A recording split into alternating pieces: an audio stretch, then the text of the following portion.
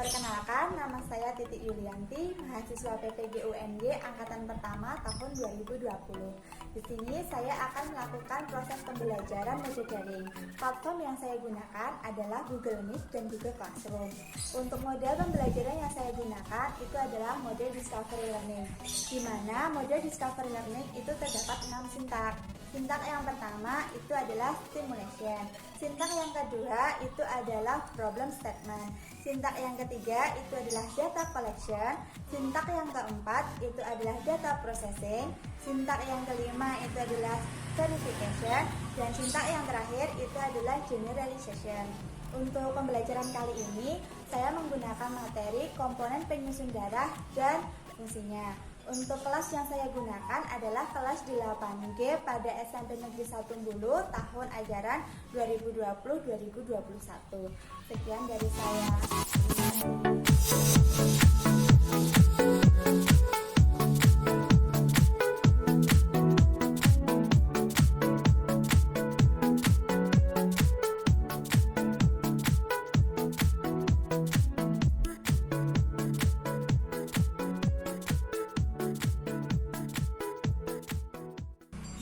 Assalamualaikum warahmatullahi wabarakatuh. Waalaikumsalam warahmatullahi wabarakatuh. Selamat pagi anak-anak, salam sejahtera. Apa kabar kalian? Semoga sehat selalu ya. Nah, sudah siap belajar hari ini kan ya? Siap. Nah, apakah suara Bu Titi dapat terdengar dengan jelas? Terdengar. Semoga sinyal hari ini bersahabat nggih, sehingga pembelajaran hari ini bisa berjalan tanpa ada gangguan jaringan. Amin. Ya, Bu. Nanti selama pembelajaran, kalau kalian mau bertanya atau mau menjawab atau mau melakukan presentasi, silahkan mic dan webcamnya dinyalakan ya. Nah, selama pembelajarannya berlangsung, kalau tidak ada yang ditanyakan, webcamnya bisa dimatikan supaya kalian hemat kuota dan jaringannya tidak lemot. Gitu nggih? Nah, sebelum mulai pembelajaran, mari kita berdoa terlebih dahulu supaya pembelajaran hari ini berjalan dengan lancar. Selesai. Nah, sebelum melanjutkan kegiatan pembelajaran, Jangan lupa kalian nanti sambil menjawab, mikrofonnya dinyalakan ya. Ya, Bu. Oke. Adik. Hadir, Bu. Alvira. Hadir, Bu. Febriana. Hadir, Bu. Galih. Hadir, Bu. Muhammad. Hadir, Bu. Nisa. Hadir, Bu. Salsa. Hadir, Bu. Vanessa. Hadir, Bu. Yunita. Hadir, Bu.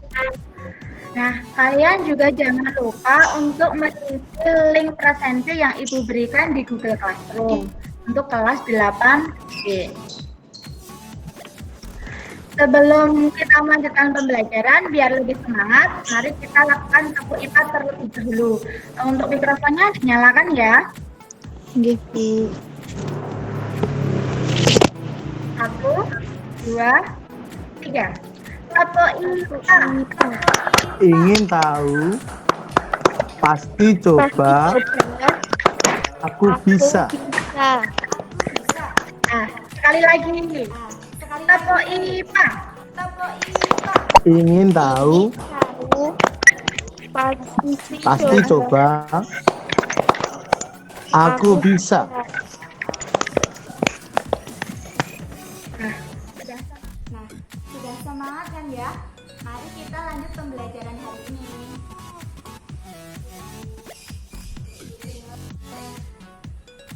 Pernah nggak kalian itu merasakan bagian tubuh itu ada yang terluka? Misal, terjatuh atau karena terkena benda tajam? Pernah, Bu. Pernah ya. Nah, misal terluka atau habis terjatuh dan keluar darah, lama-kelamaan darah yang keluar itu berhenti tidak? Berhenti, Bu. Nah, kok bisa ya darah yang keluar saat kita luka itu berhenti? Berhentinya itu bisa cepat dan ada yang bisa lama. Kira-kira ada yang tahu nggak alasannya itu apa? Karena ada faktor pembekuan, Bu. Kalau tidak salah karena adanya kepingan darah. Kira-kira itu adalah karena faktor pembekuan darah. Kira-kira kalian tahu nggak sih fungsi darah itu untuk apa? Mengedarkan sari makanan. Mengedarkan sari makanan. Apalagi? Ayo. Mengangkut oksigen. Mengangkut oksigen. Apalagi? Membunuh kuman penyakit. Ada yang tahu lagi fungsi darah itu untuk apa? Membantu penyembuhan luka, Bu. Membantu penyembuhan luka. Nah, bagus ya, ternyata kalian itu keren banget untuk pengetahuan awal tentang darah.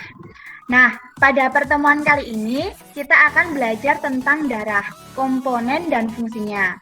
Sebelum lanjut pembelajaran, Bu Titi akan sampaikan terlebih dahulu tujuan pembelajaran untuk pertemuan kali ini. Silahkan kalian simak tayangan PowerPoint berikut ini. Nah, pertemuan kali ini kita akan membahas tentang komponen darah dan fungsinya. Untuk KD dan indikator, KD-nya adalah KD 3.7. Untuk KD 4.7-nya, nanti kalian menyajikan hasil percobaan pengaruh aktivitas, jenis, intensitas, atau durasi pada frekuensi denyut jantung. Untuk indikator, nanti yang akan kita capai itu ada 6. Yang pertama, membuat model sederhana tiruan komponen darah. Yang keenam, menyajikan data hasil percobaan dan literasi tentang komponen penyusun darah. Nah, untuk tujuan pembelajaran hari ini, nanti setelah mengikuti pembelajaran hari ini, diharapkan kalian itu dapat membuat model tiruan komponen darah secara sederhana. Dan yang terakhir, nanti kalian akan menyajikan data tentang darah dan komponen penyusunnya. Nah, untuk model pembelajaran yang digunakan pada hari ini, kita akan menggunakan model Discovery Learning. Untuk penilaiannya, nanti Bu Titi akan melakukan penilaian secara tertulis dan penilaian secara proses. Untuk secara tertulis, nanti sebelumnya Bu Titi akan melakukan pretest dan setelahnya akan melakukan post-test. Untuk hasil kerja LKPD dan keterampilan proses selama pembelajaran nanti juga akan Bu Titi nilai. Jadi kalian ikuti pembelajaran kali ini dengan tertib dan dengan semangat ya. Iya, Bu. Ya, Bu. Nah, sebelum lanjut belajarnya, Bu Titi akan memberikan soal terlebih dahulu. Untuk link, sudah Bu Titi share atau sudah Bu Titi upload di Google Classroom. Silahkan kalian bisa akses. Untuk waktu mengerjakannya 5 menit dari sekarang ya. Iya, Bu. Iya, Bu. Yaps, waktu mengerjakan soalnya sudah selesai. Mari kita lanjut proses belajarnya. Masih semangat kan ya? Masih semangat, Bu. Masih. Oke, kita lanjut. Masih, Bu. Bu Titi sudah share gambar. Sudah muncul belum ya? Sudah, Bu. Nah, silahkan kalian amati gambar yang tertera pada layar kalian. Nah, apakah kalian pernah terjatuh dan terluka seperti pada gambar? Pernah, Bu. Pernah ya, rata-rata sudah pernah terjatuh sampai berdarah seperti itu. Nah, dari gambar yang kalian amati, pertanyaan apa yang muncul dari pikiran kalian? Coba utarakan. Apakah semua darah dalam tubuh kita berwarna merah, Bu? Bu, apakah darah yang keluar itu nanti akan berhenti? Proses bagaimana ya, Bu? Kita tertutup. Prosesnya bagaimana ya Bu supaya lukanya bisa tertutup? Nah, dari pertanyaan teman-teman kalian tadi, adakah yang mau menjawabnya? Masih bingung, Bu. Oh, masih bingung.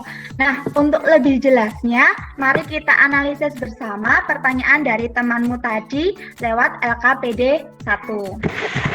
Ya, Bu. Ya, Bu. Untuk LKPD 1 sudah Ibu share di Google Classroom juga. Untuk linknya ada link yang online, ada link yang offline. Bisa kalian pilih salah satu. Ya, Bu. Silahkan kalian mencermati isi dari LKPD, kemudian kalian bisa bertanya atau berkomunikasi lewat forum ini jika kalian mengalami kesulitan. Gitu nggih? Ya, Bu. Ini Bu Titi juga share lewat Google Meet untuk LKPD-nya. LKPD 1 tentang komponen darah dan fungsinya. Nah, sebelumnya tadi kalian kan sudah melakukan percobaan di rumah tentang membuat model sederhana tiruan darah. Apakah ada kesulitan tadi waktu kalian membuat percobaan sederhana itu? Sementara belum, Bu. Nah, untuk percobaan yang kalian lakukan tadi, silahkan hasilnya dimasukkan dalam LKPD ya. Jadi kalian gambar hasilnya seperti apa, kemudian kalian uraikan.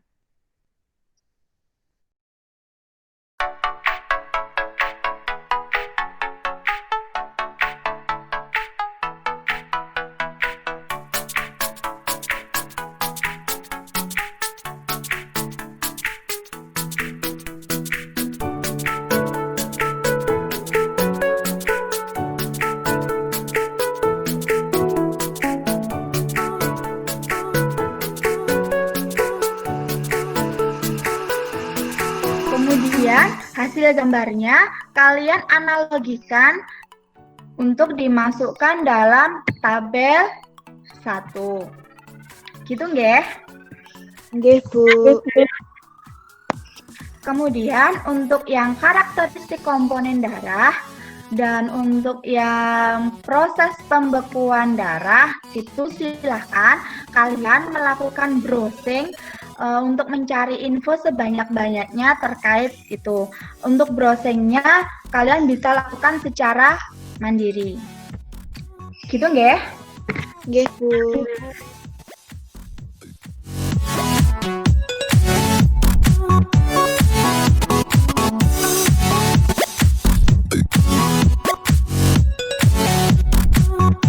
Apakah ada kesulitan dalam mengerjakan LKPD?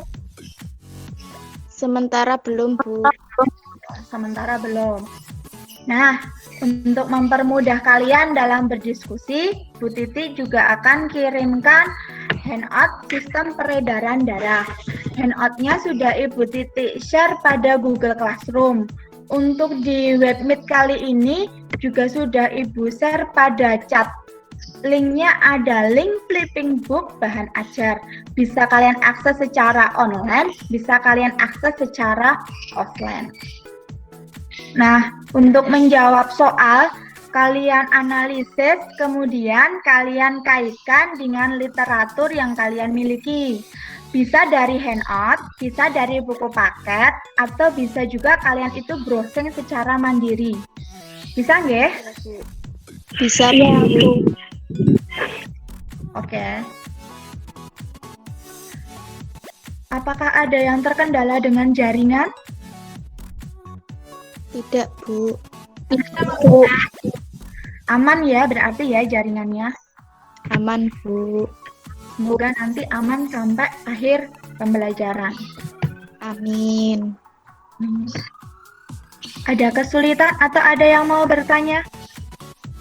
Mau tanya, Bu. Oh ya, silahkan sambil dinyalakan webcamnya ya. Ya, Bu. Ya.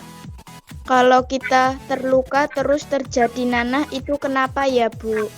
Wah, pertanyaannya bagus. kalau kita itu terluka dan terjadi nanah, itu kira-kira kenapa? Ada yang mau jawab? Saya, Bu. Oke, Yunita, silakan diaktifkan webcamnya ya. Nah, oke, silakan. Nanah yang muncul di tubuh merupakan pertanda adanya infeksi yang umumnya disebabkan oleh bakteri. Bagus. Nanah yang muncul di dalam tubuh itu merupakan pertanda adanya infeksi yang disebabkan oleh bakteri. Itu menurut Yunita. Kira-kira ada lagi yang mau menjawab? Saya, Bu. Oke, silakan Adek sambil dinyalakan webcamnya ya. Ya, Bu. Ya. Untuk infeksi akan menimbulkan nanah ketika bakteri masuk ke dalam tubuh melalui kulit yang terluka akibat kebiasaan yang tidak higienis. Ketika terjadi infeksi, di bagian tubuh, sel darah putih akan berkumpul pada bagian tubuh tersebut dan berperang melawan bakteri penyebab infeksi. Selama proses tersebut, banyak sel darah putih dan jaringan tubuh lain di sekitarnya yang mati. Oleh karena itu, akumulasi sel darah putih dan jaringan tubuh yang mati inilah yang kemudian disebut nanah. Sekian, Bu. Iya, terima kasih Adek. Nah, kalau menurut Yunita tadi, itu karena nanah itu terjadi karena adanya infeksi yang disebabkan bakteri. Nah, itu dilengkapi oleh Adek. Nah, ketika infeksi itu terjadi di dalam tubuh, sel darah putih itu akan berkumpul pada bagian tubuh dan pada bagian tubuh yang terluka itu dan berperang melawan bakteri. Terima kasih jawabannya. Itulah penyebab kenapa kok bisa luka itu terjadi nanah. Gimana? Sudah jelas belum, Nisa? Sudah, Bu. Sudah. Untuk pengerjaan LKPD apakah sudah selesai? Sudah, Bu. Sudah. Ada yang belum selesai? Sudah, Bu. Sudah. Nah, kalau sudah selesai, mari kita diskusikan hasilnya. Nah, kira-kira ada nggak yang mau mempresentasikan hasil pengerjaan dari LKPD 1? Saya, Bu. Oh, Nisa menyalakan mikrofonnya. Nisa sambil dinyalakan webcamnya. Ya, sambil tadi kan kalian sudah praktek, sambil ditunjukkan hasilnya ya, hasil praktikumnya seperti apa. Silakan yang lainnya untuk menyimak dan menanggapi dari presentasi Nisa. Bu. Silakan Nisa. Hasil percobaan saya tentang model tiruan penyusun darah menghasilkan 3 lapisan. Meskipun lapisan yang di tengah tidak begitu jelas. Lapisan yang pertama ini ada yang paling bawah berwarna merah. Lapisan kedua warna merah tapi agak bening. Lapisan ketiga yang paling atas warnanya bening. Ini, Bu. Kemudian hasil dari praktikummu itu kamu analogikan ke dalam gambar yang ada di LKPD, kemudian dimasukkan dalam tabel 1. Kira-kira sama apa tidak? Silahkan Anissa. Analogi pada tabel 1, kelas A plasma darah, presentasi dalam darah 55%. B, sel darah putih dan keping darah, presentasi dalam darah kurang dari 1%. C, sel darah merah, presentasi dalam darah 45%. Itu enggak? Apakah ada yang berbeda hasilnya? Tidak, Bu. Nah, mari berlanjut untuk yang tabel 2. Saya, Bu. Oh ya, silakan. Webcamnya dinyalakan ya. Tabel 2. Penyusun darah, ya. X. Sel darah merah berbentuk bundar, pipi, bikonkav, cekung, tidak mempunyai inti sel, jumlahnya 4-6 juta per milimeter kubik. Fungsi eritrosit adalah mengangkut oksigen ke seluruh tubuh. Y. Sel darah putih, bentuk berbentuk tidak tetap, berukuran lebih besar daripada eritrosit, mempunyai inti sel, jumlahnya 4,5 sampai 10.000 per milimeter kubik. Leukosit berfungsi sebagai pertahanan tubuh. Z. Keping darah. Berbentuk tidak teratur, berukuran lebih kecil dari leukosit dan eritrosit, tidak berinti sel dan rapuh, mudah pecah. Jumlahnya 150 sampai 300 ribu per 5 mm kubik. Trombosit berperan penting dalam pembekuan darah. Silakan dilanjutkan untuk proses pembekuan darah. Ada yang mau presentasi? Saya, Bu. Oh iya, silakan. Webcamnya dinyalakan ya. Nggih. Ya. Proses saat tubuh kita terluka dan berdarah, trombosit akan pecah dan mengeluarkan faktor antihemofili berupa enzim trombokinase, tromboplastine ketika pembuluh darah terluka. Dengan bantuan ion kalsium dan vitamin K, trombokinase akan mengubah protombin di dalam plasma darah menjadi trombin.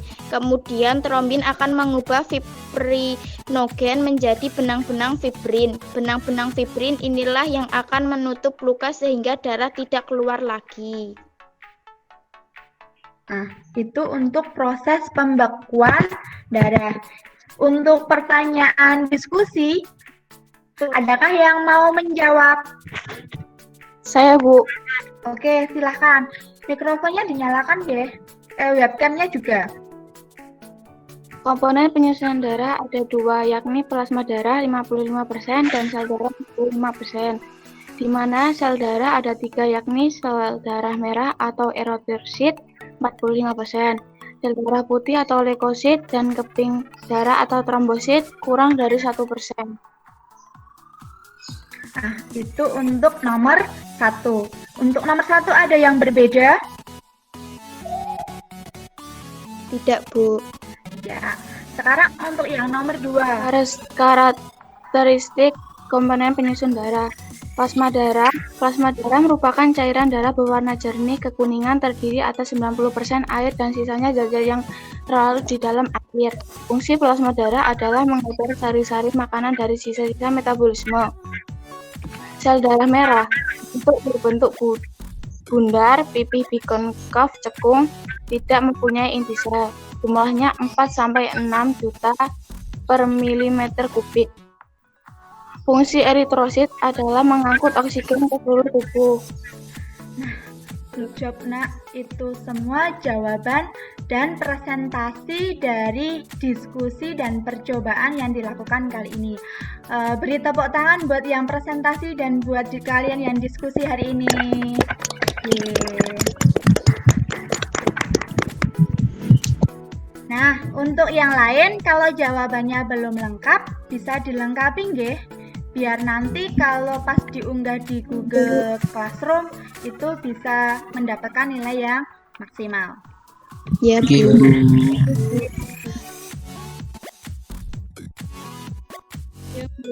Nah, kira-kira kesimpulan apa dari materi yang kita pelajari hari ini? Silahkan salah satu bisa menguraikannya. Saya, Bu. Oh ya, silahkan. A. Komponen penyusun darah adalah plasma darah dan sel darah yang terdiri dari eritrosit, leukosit, dan trombosit. B. Karakteristik komponen penyusun darah, plasma darah, sel darah merah, berbentuk bundar, pipih, bikonkaf, cekung, tidak mempunyai inti sel. Jumlahnya 4-6 juta per milimeter kubik. Fungsi eritrosit adalah mengangkut oksigen ke seluruh tubuh. Sel darah putih keping darah berbentuk tidak teratur. Trombosit berperan penting dalam pembekuan darah. C. Proses pembekuan darah. Trombosit akan pecah dan mengeluarkan enzim trombokinase dengan bantuan ion kalsium dan vitamin K. Trombokinase akan mengubah protombin di dalam plasma darah menjadi trombin. Kemudian trombin akan mengeluh fibrinogen menjadi benang-benang fibrin. Benang-benang fibrin inilah yang akan menutup sehingga darah tidak keluar lagi. Nah, oke Nak, bagus. Itulah kesimpulan dari pembelajaran kita hari ini. Nah, jadi untuk pembelajaran kali ini itu ada komponen penyusun darah, itu ada plasma darah dan sel darah. Nah, sel darah itu terdiri dari sel darah putih, sel darah merah, dan keping darah, atau terdiri dari eritrosit, leukosit, dan trombosit. Nah, untuk memperjelas materi yang kita pelajari hari ini, silahkan kalian memperhatikan video yang Bu Titi share kali ini, biar lebih jelasnya. Diperhatikan nggih? Nggih, Bu. Halo semua, bagaimana kabarnya? Semoga kita semua dalam keadaan sehat selalu ya.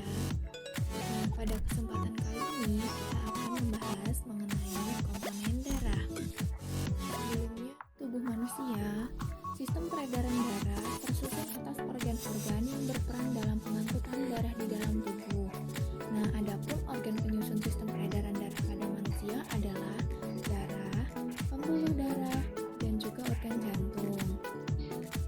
Darah adalah komponen yang paling penting dari sistem peredaran darah karena darah memiliki tugas membawa nutrisi, oksigen, hormon, serta berbagai zat lainnya dari dan ke seluruh tubuh.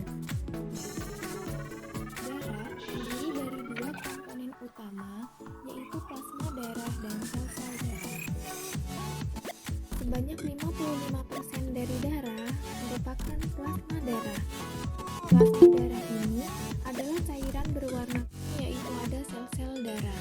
Nah, sel-sel darah ini terdiri dari sel darah merah atau eritrosit, sel darah putih atau leukosit, dan juga keping darah atau trombosit. Leukosit yang di dalam sitoplasma ini tidak memiliki granula. Nah, granulosit ini dibedakan menjadi 3. Yang pertama yaitu eosinofil.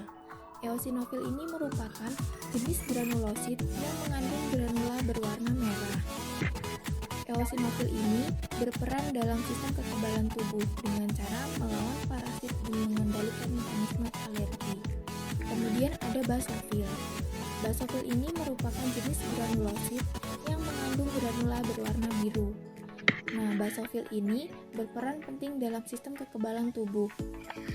Sel ini akan menghasilkan reaksi peradangan untuk melawan infeksi. Basofil juga ikut berperan dalam munculnya reaksi alergi. Kemudian yang terakhir yaitu neutrofil. Neutrofil ini merupakan jenis granulosit yang mengandung granula berwarna merah kebiruan. Neutrofil ini sangat diperlukan oleh tubuh untuk membantu melawan infeksi sekaligus melindungi tubuh dari ancaman berbagai penyakit. Kemudian ada agranulosit. Agranulosit ini dibedakan menjadi limfosit dan juga monosit. Nah, secara umum, limfosit itu dibagi menjadi sel T dan juga sel B. Limfosit ini memiliki fungsi menjaga sistem imunitas tubuh dengan memerangi bakteri, virus, dan racun yang masuk ke dalam tubuh. Sedangkan monosit, ini luka kita itu akan pecah dan mengeluarkan darah. Kemudian, trombosit itu akan pecah karena bersentuhan dengan permukaan kasar dari pembuluh darah yang terluka tadi. Trombosit akan melepaskan dua faktor yaitu enzim trombokinase dan serotonin. Nah, serotonin ini akan memicu penyempitan pembuluh darah sehingga aliran darah di daerah luka tadi akan berkurang. Kemudian, enzim trombokinase akan mengubah protombin menjadi trombin dikarenakan adanya pengaruh dari vitamin K dan juga ion kalsium yang ada di dalam darah. Trombin yang aktif akan berfungsi sebagai enzim yang mengubah fibrinogen menjadi benang-benang fibrin. Kemudian benang-benang fibrin ini akan berkumpul dan saling bertautan sehingga sel-sel darah merah beserta plasma darah akan menyatu membentuk gumpalan.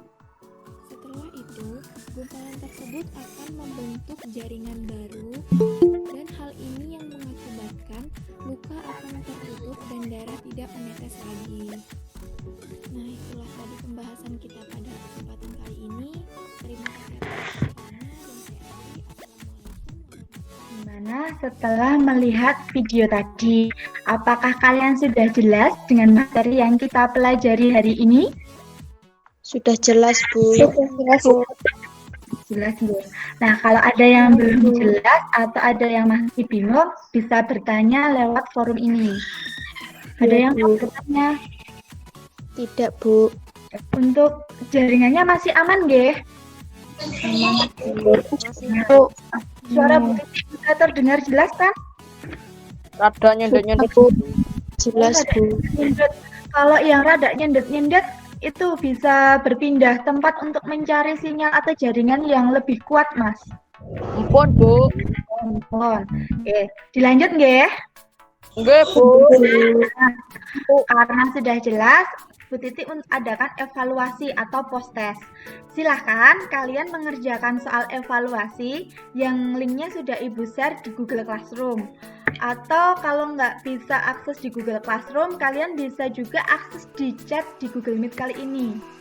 Untuk linknya adalah link yang evaluasi Google Form. Untuk yang paling bawah itu link untuk evaluasi. Silahkan kalian mengerjakan, untuk waktunya kurang lebih 7-10 menit, nggih. Nggih. Bu. Ada yang kesulitan masuk di Google Form-nya? Boten enten, Bu. Tidak. Oke, Sampun, Bu. Mboten enten. siap.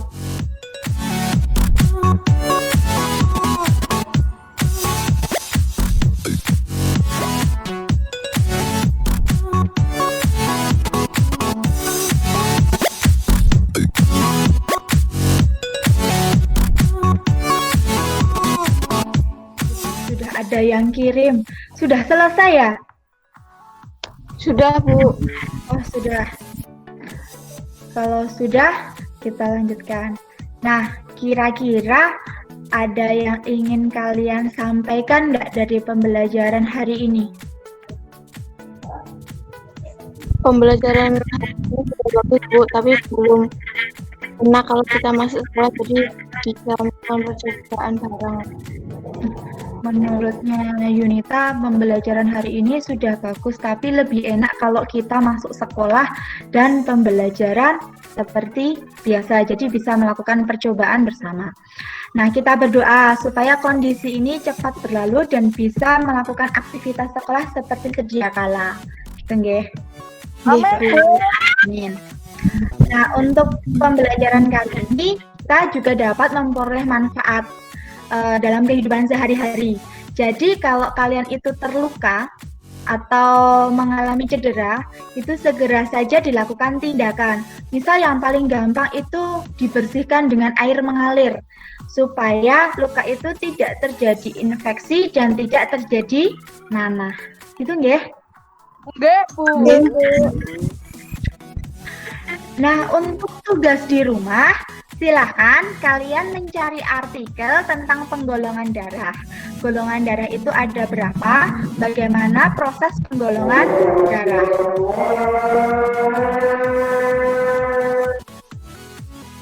Nggih, Bu.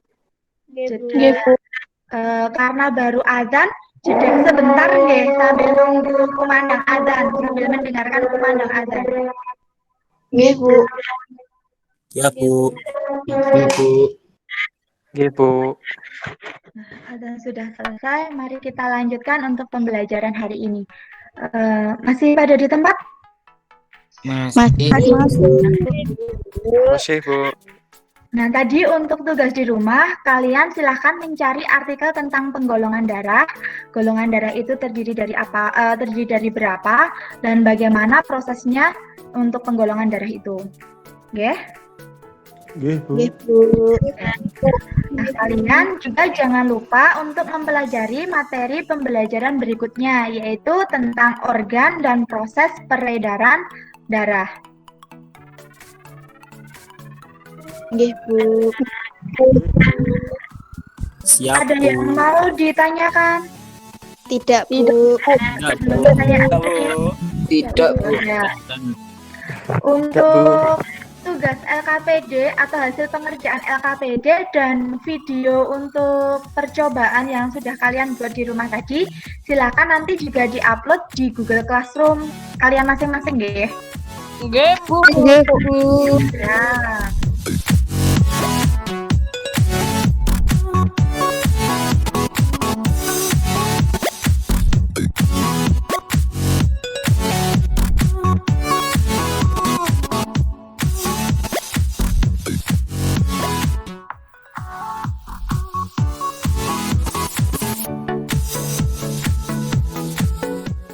Nah, karena tidak ada yang ditanyakan lagi, maka saya akhiri pembelajaran hari ini. Mari kita berdoa terlebih dahulu. Silahkan salah satu memimpin doa. Berdoa mulai.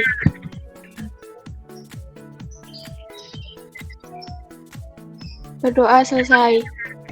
Nah, jangan lupa kalian di rumah itu tetap jaga kesehatan dan patuhi protokol kesehatan, laksanakan 3M. Salam sehat selalu. Wassalamualaikum warahmatullahi wabarakatuh. Waalaikumsalam warahmatullahi wabarakatuh. Sekian pembelajaran daring hari ini dengan menggunakan platform Google Meet dan Google Classroom pada materi komponen penyusun darah dan fungsinya dengan menggunakan model pembelajaran Discovery Learning. Sekian dari saya, terima kasih. Assalamualaikum warahmatullahi wabarakatuh.